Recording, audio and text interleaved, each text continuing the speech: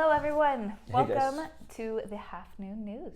All right, I'm Coach Mike, I'm Coach Jenna. and today we're going to be talking about soreness versus pain. So we're going to talk about like what's the difference between injury and being sore.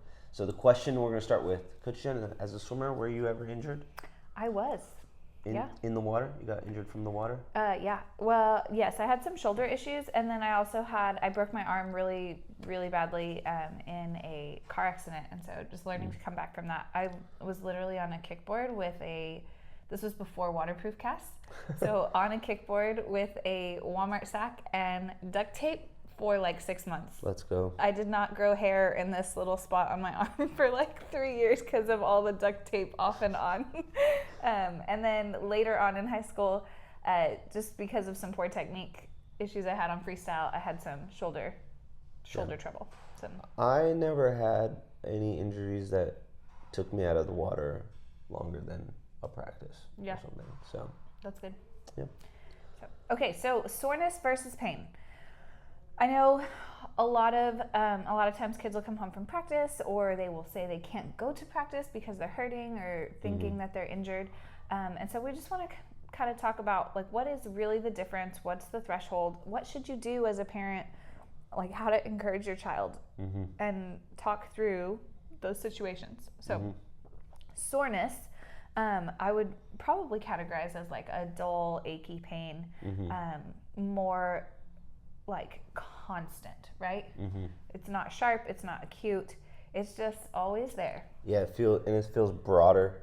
Like right? the entire muscle group. Like, yeah, the whole lat or the whole shoulder feels tight. Or all the seniors are probably feeling like they can't sit on the toilet right now because we did our first round of 20 on leg series this week. So like that, just general achiness.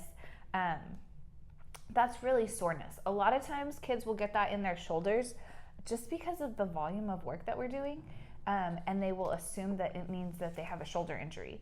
And so that's really, the difference between soreness and pain. And so just, I think, asking questions to your athlete, like, well, tell me what it feels like. Where does it hurt? If it's like a broad motion, like if they're like, it's like all through here, right? That's generally an indicator that it's soreness. Whereas if they say like right here and they point to a very specific place, that's probably an indicator. Okay, maybe this isn't just soreness. Maybe this is some pain. Let's dig a little deeper. Yeah, and with pain is the feeling you get with pain will be a little sharper, especially when you hit a certain range of motion. Yeah, like so when it's you like lift here, your you're elbow fine. or whatever. And then you'll get to a certain place and it's like boom, sharp pain instantly. So if you've ever tweaked your back a little, you probably know exactly what that feels like. Or like when you turn your neck too fast and you get that little shoot, right? When your athlete is truly experiencing pain, you have a couple of options, right? Well, hold on, let's back up. When they're sore, give them an extra water bottle, send them to practice, they're fine. Yeah, they're learning. And people don't usually understand this part enough that, especially our younger athletes, juniors and pre-senior, their bodies are growing and they're starting to develop a little more muscle, and they've never really been sore before. Yeah, like when they were especially 9, pre-puberty, you don't get that buildup of lactic acid. Like, you're not going to feel sore. when they were 9 and 10, they could just run all day and like they're like, man, my legs feel a little tired, whatever. But like now, The next day they're fine. yeah, the next day they're fine, and then now they're starting to develop like some fatigue. Basically, like by Thursday, you're like, I've already done 3 or 4 practices. Like I'm not feeling great. And like one of my favorite coaching moments every season is when I get to teach a kid what hurting in practice feels like. Like I'll just see a kid and they're at their wall and they're like, it just kind of hurts everywhere. I'm like, that's it, buddy. Like that's that feeling. The next level. That's the next level.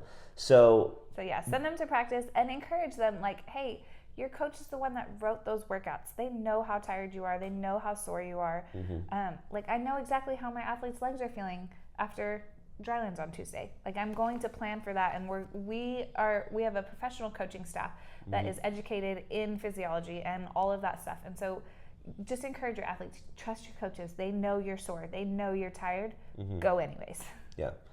especially with our younger athletes, 14 and unders especially, all the coaches will lean towards pushing them just because the rate of actual injuries is so low. Especially with our dryland program that we have in place. The stuff we do outside of the water really helps us stay strong in the water and safe.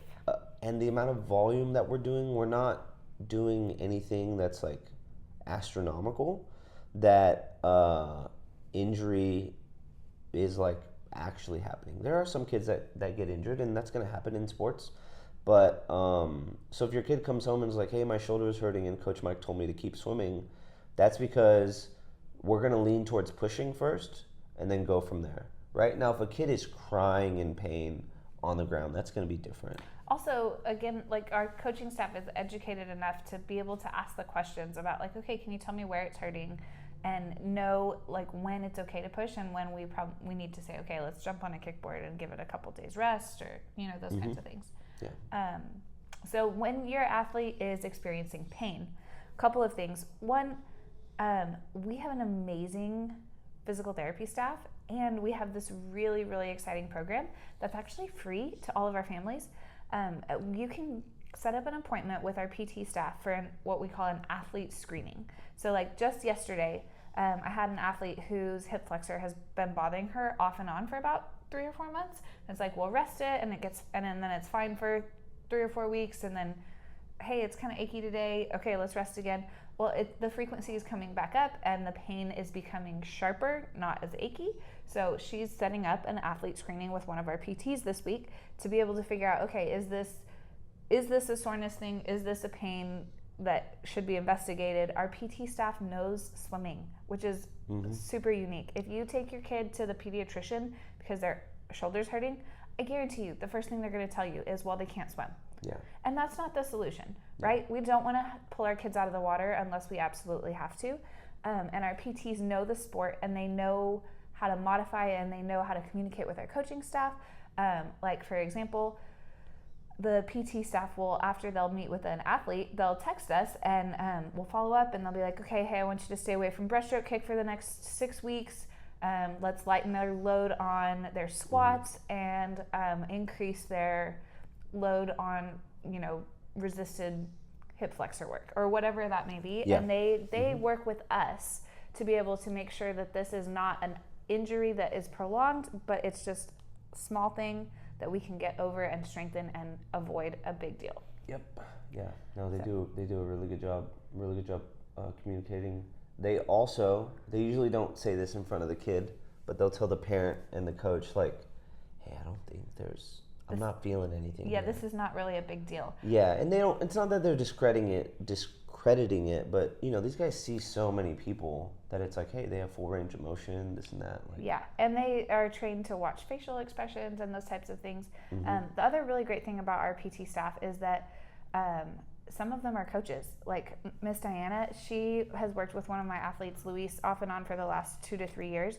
And if something happens that shakes Luis's confidence, I can call Diana and be like, hey, I need you to just check Luis out. He's worried about this feeling that he's been having at practice.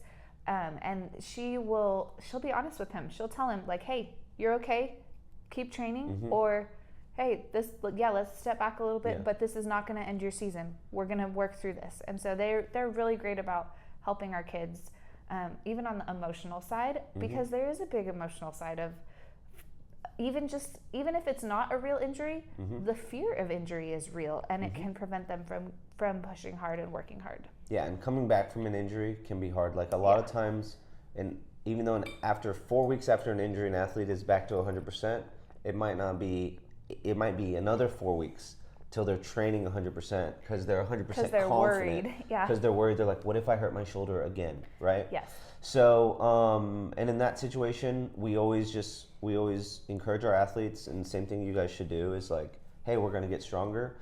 We have a plan. We're following the plan. Let's work the plan. Let's work the plan. And our PT, and we give athletes movements to do, like, hey, these are strengthening exercises you can do. And this is where it comes to like the individual athlete. Like if I have somebody who I know they're a little hypermobile in the shoulders, which means like they have a little more movement in their shoulders. So, which means their shoulders get out of place easily. And they're not as stable when they're pulling. Yeah. And those If kinds I have of an things. athlete like that, we have like a little protocol that we give them to do some shoulder strengthening stuff 10 minutes before practice starts. But the thing about that is I'm not standing next to that athlete saying like, did you do it? Did you do it? Or make sure you do this, right? Like that athlete needs to show up and take care of their stuff. Carson Headley had that protocol last season. She was so on top of it. Every day she was doing it, doing her stretch cord stuff, just really trying to strengthen her shoulders and those scapular muscles.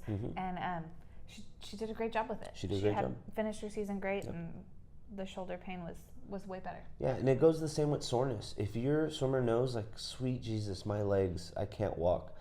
Like, Sarah Hunter does a great job of this. She walks up to the pool deck, gets out the foam roller, and the foam rollers are there for all the athletes to use. Yep. It's like she just starts rolling away. Or they ask a coach for a lacrosse ball, and we start breaking up that tissue to help it feel a little bit better. Yeah. So there's some things your athletes can do before practice. You don't have to just be in pain or just be sore. Like, there's things you can do, but encourage them to talk to their coach. Yes, talk to their coach. We all know things to give them. And take advantage of our awesome PT program.